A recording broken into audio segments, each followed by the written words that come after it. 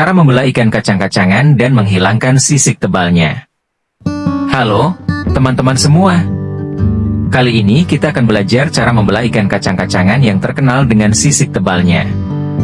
Ikan jenis ini sering dijumpai di pasar tradisional, dan meskipun sisiknya keras, dagingnya sangat lezat jika dimasak. Jadi, langsung saja kita mulai. 1. Persiapan alat dan bahan. Sebelum membelah ikan, pastikan kita sudah menyiapkan alat-alat berikut. Pisau tajam dengan ujung lancip.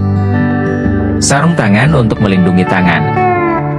Gunting dapur, jika diperlukan. Wadah besar untuk menampung sisik dan limbah.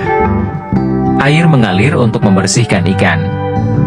Sangat penting untuk menggunakan pisau yang tajam, karena sisik ikan kacang-kacangan cenderung tebal dan keras.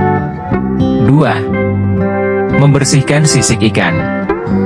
Langkah pertama, pegang ikan dengan posisi kepala menghadap ke atas. Gunakan sarung tangan agar lebih aman.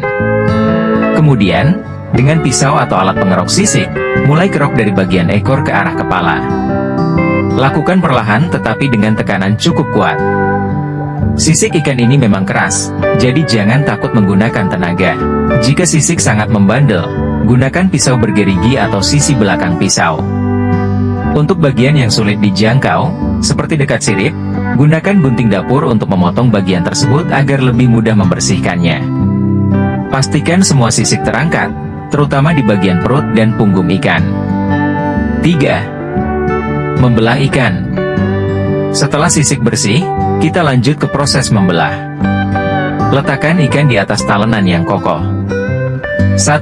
Dengan ujung pisau, belah perut ikan dari bagian bawah kepala hingga ke anus.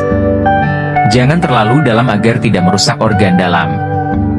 2. Setelah terbuka, buang isi perut ikan menggunakan tangan atau sendok. Hati-hati agar kantong empedu tidak pecah, karena bisa membuat daging terasa pahit. 4. Membersihkan dan membagi daging.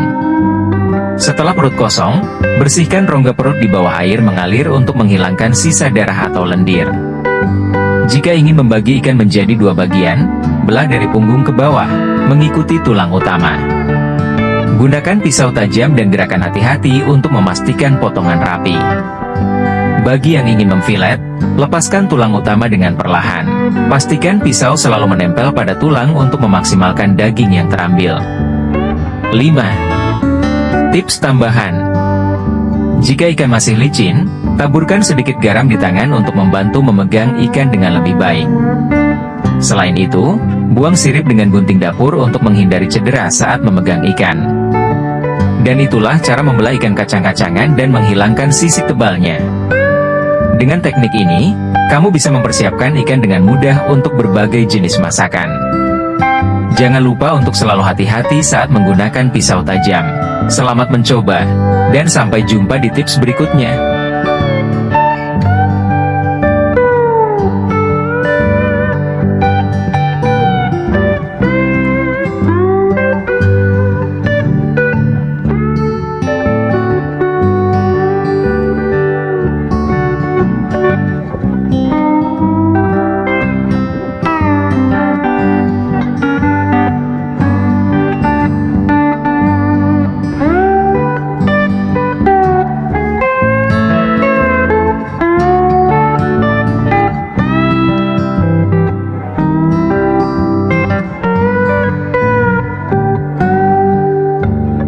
Setelah ikan kacang-kacangan dibagi 2 dan dibersihkan, sekarang kita masuk ke tahap membumbui dan memanggang. 1. Membumbui ikan. Oleskan bumbu sesuai selera ke seluruh permukaan ikan, baik sisi kulit maupun dagingnya. Untuk cita rasa khas, gunakan campuran bawang putih, kunyit, ketumbar, garam, dan sedikit minyak kelapa. Jangan lupa tambahkan perasan jeruk nipis agar ikan lebih segar dan harum. Diamkan ikan selama Oktober 15 menit agar bumbu meresap sempurna.